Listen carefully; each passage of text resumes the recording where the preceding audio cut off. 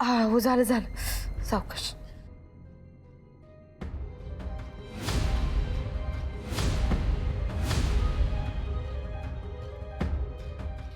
चोर घुसला घरात, परंतु तू काय एकटी पकडायला जाणार होती का त्याला? मला उठवायचं ना, नाहीतर घरात कोणाला तरी उठवायचं. अरे बादू, तेव्हा सुचलं नाही. अरे मला सगळं असं घाईघाईत घडत होतं.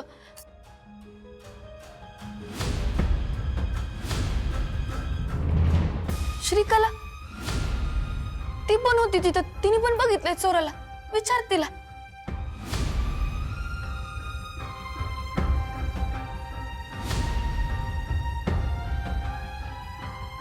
काय श्रीकला, इतक्या उशिरापर्यंत जागी होतीस तू?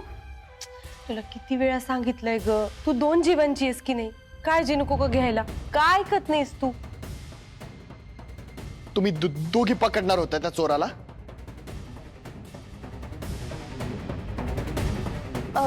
नाही ते म्हणजे अगं नेमकं काय म्हणायचंय तुला?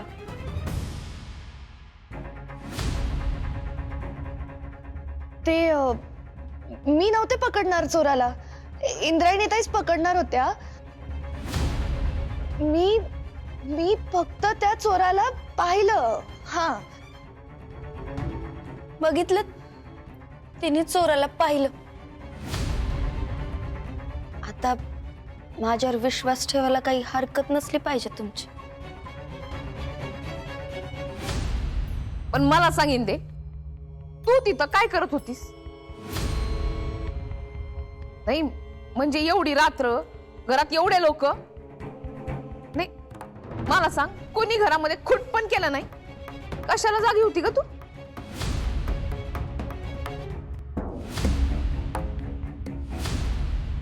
अहो मोठे बाई, ते मला तहान लागली होती म्हणून पाणी प्यायला किचन मध्ये गेले होते मी.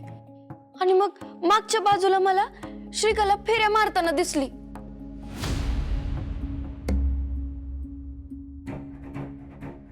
म्हणलं बिचारीला झोप लागत नसेल. माझं पण होतं की असं कधी कधी. आणि मग तेवढ्यात माझं लक्ष चोराकडे गेला.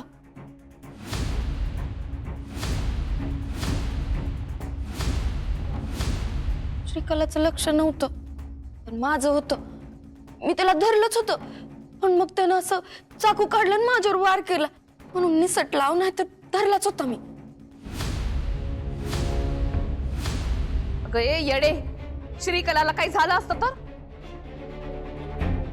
तेच म्हणते मी नसते हे तर काय झालं असतं याचा विचार करा जरा.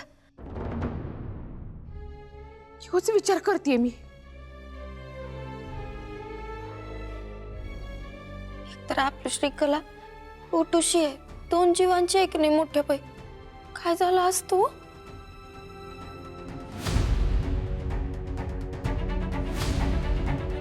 तेच तर, तिला काय झालं असतं तर? विठुरायाचीच कृपा, अनर्थ टळला.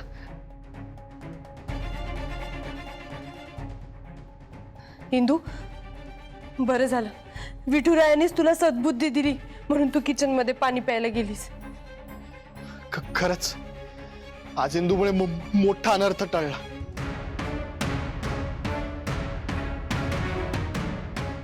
हो ना, श्रीकला आज वाचली फक्त तुझ्यामुळे.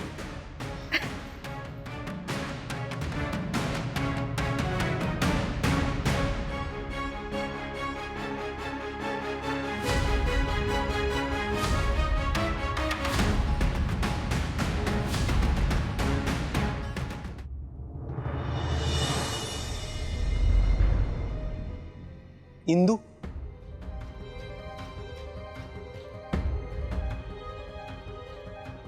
बोला ना महाराज, काय झालं? नाही, तुझे आभार मानायचे होते. आभार? तू श्रीकलाला वाचवलंस यासाठी मनापासून धन्यवाद. मी कोणी परकी आहे का? या घराची तुमची कोणीच नाही. नाही, अगदी तसं नाही, पण जर गोपाळ आज असता तर त्याच्या बायकोला वाचवल्याबद्दल त्यांनी तुझे आभार मानलेच असते. नसते मानले. आमच्यात नो सॉरी आणि नो थँक्यू अशी पॉलिसी होती. मला वाटतं त्यानं मानले असते तुझे आभार. मग तुम्हाला आमचं नातं कळलंच नाही असं म्हणेन. त्याला कौतुक वाटलं असतं माझं, पण काही न बोलता त्याने ते दाखवून दिलं असतं. असो, पण तुम्ही आभार मानायला नको होते. असं मी तुमचे कुणीच नाही असं फील होत आहे आता. नाराज मला माझ्या हाताचं बोट धरून चालायला शिकवलंय तुम्ही. मला माझे आई वडील आठवत पण नाहीत. तुम्ही आणि शकू काकी हेच माझे पालक. आज तुम्ही आभार मानून मला परके केलं. क्षमा करा महाराज, पण मला हे आवडलं नाही. मला माहिती आहे तुम्हाला माझा राग आलाय, पण त्यासाठी कान धरले असते ना तर चाललं असतं मला. असो, मी माझं कर्तव्य केलंय आणि त्यासाठी तुम्हाला माझे आभार मानायची काही गरज नाही.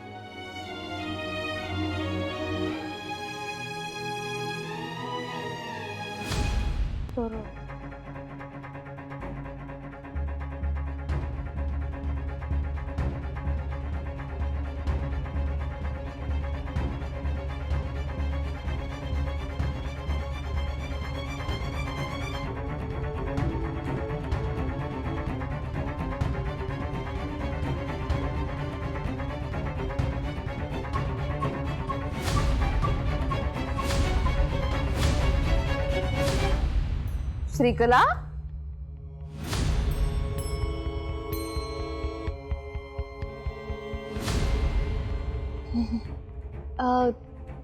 तुम्ही इथे काय करताय मोठ्या बाई? हा म्हणजे विचारायला आले मी तुला. तुला काही प्यायला हवंय का? म्हणजे चहा, कॉफी काही?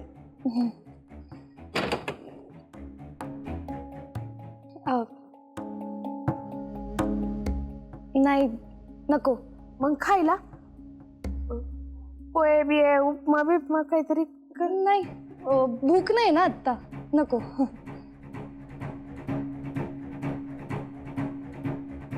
काय ग, तू उदास आहेस का? उदास नाही. मग तुझ्या त्या खडूस जाऊबाईचा विचार करतेस? नाही, त्यांचा का विचार करेन मी? मग करत जा, तिचा विचार केला पाहिजे. पण बाई, तिने जे काही सांगितलं ना ते भयंकरच होतं बरं का. पण या सगळ्यात ना तुझीच चूक आहे. तू कशाला जायचं तिथे? या असल्या डेंजर ठिकाणी जायचंच नाही. काय शेवटी आमच्या गोपाळच्या होणाऱ्या मुलाची आई आहेस तू. मला काय माहित नाही का? एकटीनं तू वाढवणारच मूल, आणि एकटीनं मूल वाढवणं किती अवघड असतं हे मला चांगलंच माहिती. श्रीकला, या सगळ्यामध्ये जर समजा तुला कधी कुणाशी बोलावंसं वाटलं, काही सांगावंसं वाटलं, कुठली मदत हवी असेल ना, मला सांग. मी आहे,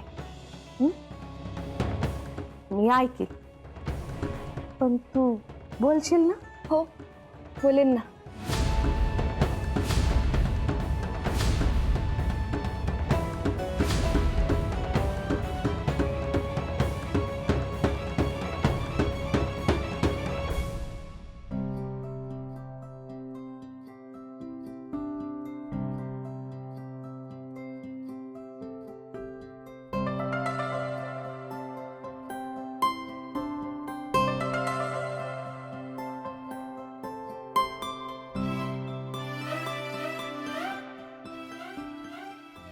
काय गरज होती तुला त्या चोराला पकडायला जायची?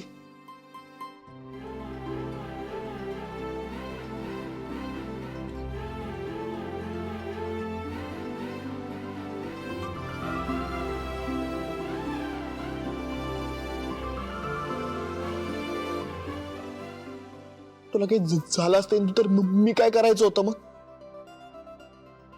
काय करायचं होतं म्हणजे? जाऊ दे ना, असं पण तूच म्हणतोस की मी तुझ्या डोक्याशी कटकट करते. राहू दे मग. फार तर फार काय झालं असतं बघ, माझा पाय मोडला असता, हात मोडला असता, नाहीतर मग मलाच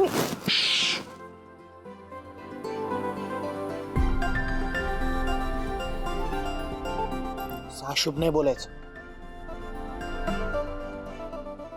आणि तसं पण तू थोडा त्रास तर देतेच म्हणा, पण आता काय करणार ना, पदरी पडलं, पवित्र झालं. आणि तुला खरं सांगू, तुला तर तू चोर सुद्धा घेऊन जाणार नाही.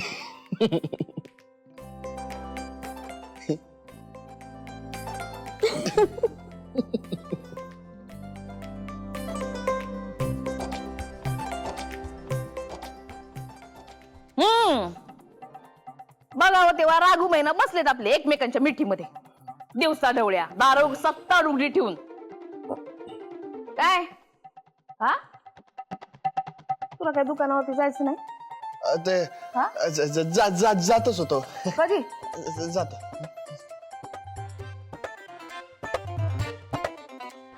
इंदे सॉरी बर का, तुम्हाला ते रोमॅन्स मध्ये डिस्टर्ब केलं मी.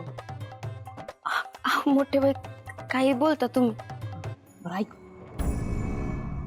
मी आता ना त्या श्रीकलेच्या खोलीत गेले होते. म्हणजे मला असं डाऊट आहे का ती आपल्यापासून काहीतरी लपवती म्हणून. तर या गोष्टीची खात्री आहे, ते कुपीतलं औषध होतं ना, ते ती लपवते बहुतेक आपल्यापासून. मग याचा शोध तर लावलाच पाहिजे मोठ्या बाई. हा तेच म्हणते मी. श्रीकला, आज आमच्याकडे तुझ्यासाठी खूप मोठी न्यूज आहे, गुड न्यूज आहे. काय तुमच्याकडे गुड न्यूज? आ, त्याच्याकडे आज एक गुड न्यूज आहे, हीच मुळात एक गुड न्यूज आहे. ए श्रीकला, बाप आहोत आम्ही, टोचा मारू नकोस. गंमत केली हो. बोला काय गुड न्यूज आहे? ती गंमत बिम्मत नंतर कर, आणि आम्ही काय सांगतो ते नीट ऐक. आमचे जुने वकील कदम, त्यांचा फोन आला होता आम्हाला. कदम वकील? एक मिनिट, हे तेच वकील आहेत ना की ते भूताच्या प्रकरणाच्या वेळी त्यांनी तुमचं वकीलपत्र घेतलं होतं? तेच ते. त्यांचा स्वतःहून फोन मला आला होता. बोला, ऐकते मी.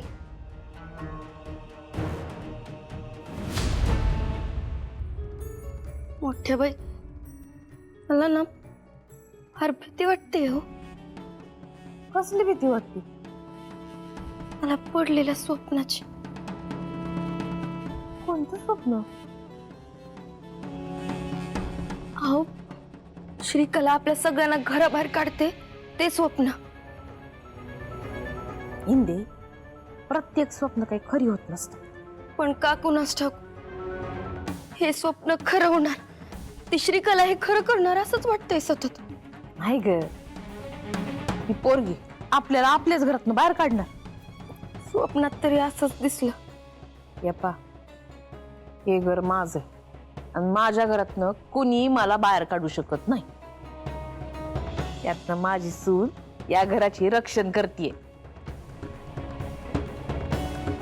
काय पण हो, परिस्थिती कोणती पण येऊ, आपलं हे घर शाबीत राहणार, खात्री आहे मला.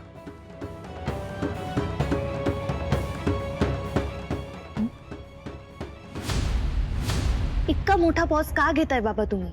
बोला ना पटकन, काय झालं? आनंदच तेवढा झालाय. आता एकही दिग्रसकर आमच्या तावडीतून सुटणार नाही. बाप रे, असं काय मिळालंय तुम्हाला?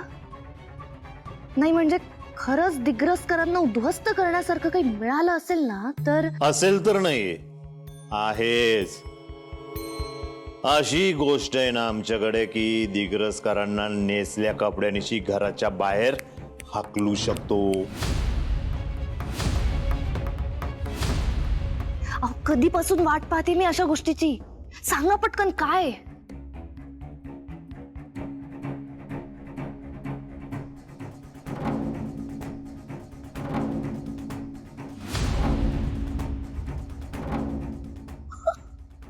काय अहो, बाबा बाबा मानलं मी तुम्हाला. खरंच काय कमालीची न्यूज दिली आहे तुम्ही.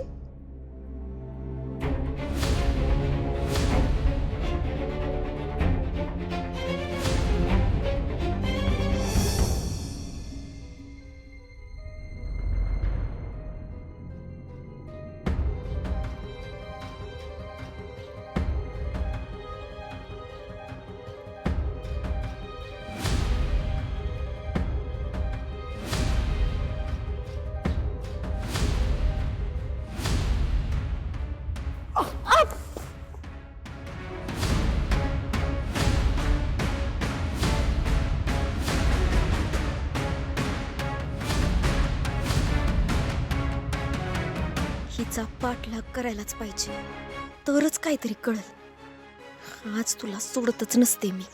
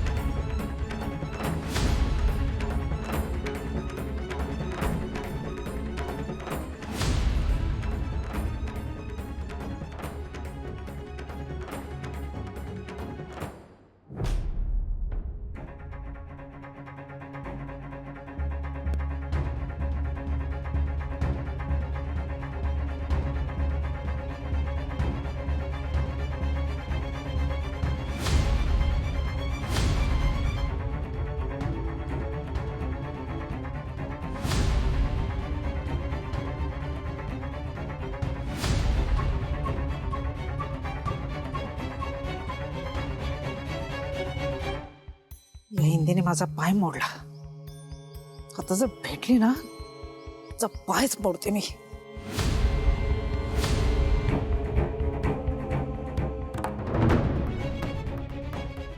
ताई कशा आहात? ठीक आहे ना?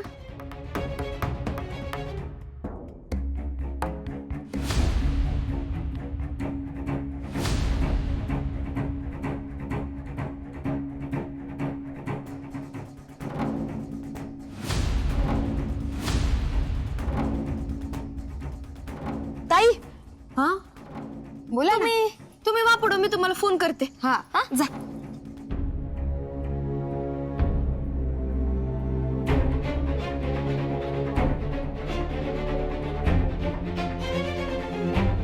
कुठं गेली ही नेमकी?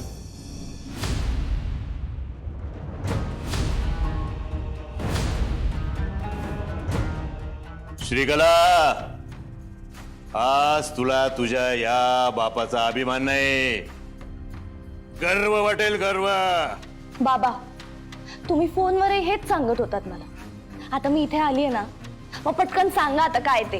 काय ते बी ते नाही, महत्वाचं आहे.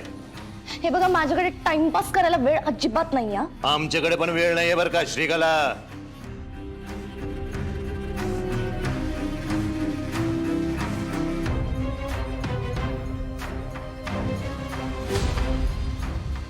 हे घे.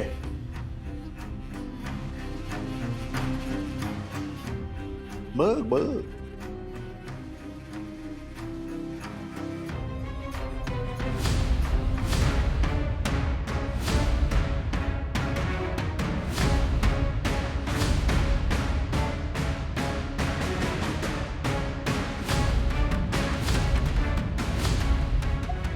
हा तर दिग्रसकरांच्या जमिनीचा सातबारा आहे. मग पण मी याचं काय करू? एक मिनिट, तुमच्याकडे ही कागदपत्र कशी आली?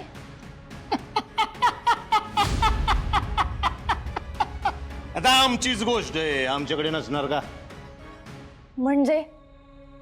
म्हणजे दिग्रसकरांचं घर ज्या जमिनीवर उभं आहे ती जमीन इंद्रायणी वाडेकरच्या आजोबाची आहे. इंद्रायणीचा बाप म्हणजे सोपान वाडेकर अतिशय साधा भोळा माणूस होता. त्याची ती जमीन आम्ही बबनरावांकडे गहाण ठेवायला लावली. तर मूळ मुद्दा, इंद्रायणीचा बाप बिचारा आजारी होता, पैशाची नड होती, ती नड आम्ही पूर्ण केली आणि त्या बदल्यात त्याच्याकडून आम्ही कोऱ्या कागदावर सह्या घेतल्या. ज्या जमिनीवर दिग्रसकरांचं अख्खं घर उभं आहे ना, ती जमीन सोपांच्या नावावर आहे आणि ती आमच्याकडे नाही, बबनरावांकडे गहाण आहे.